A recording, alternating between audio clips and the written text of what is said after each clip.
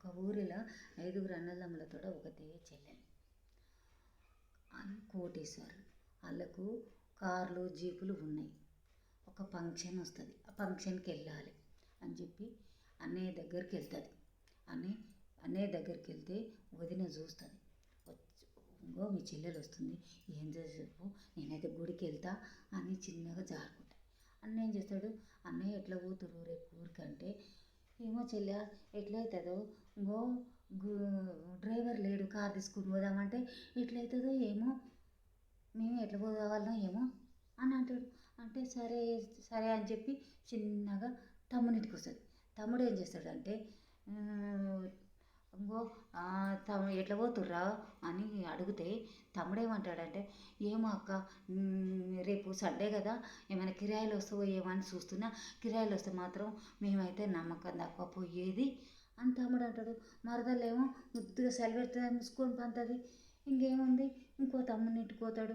ఇంకో తమ్ముని ఇంటికి పోయి ఏందిరా రేపు ఎట్లా పోతురు దావత్కు అని అడిగితే, ఏమో అక్క ఇంకో వద్దంటే మీ మరదలు 2 పిల్లలు తయారు చేసుకుంది, ఇగో పిల్లలు వినేటట్టు లేదు, సండే ఆయే, ఇక సరే లేదు తోలుకపోదామని తయారైనాము అనండి.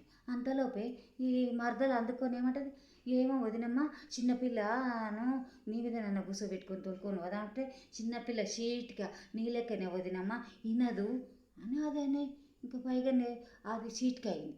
తర్వాత ఇంకో తమ్ముని ఇంటికి పోతుంది.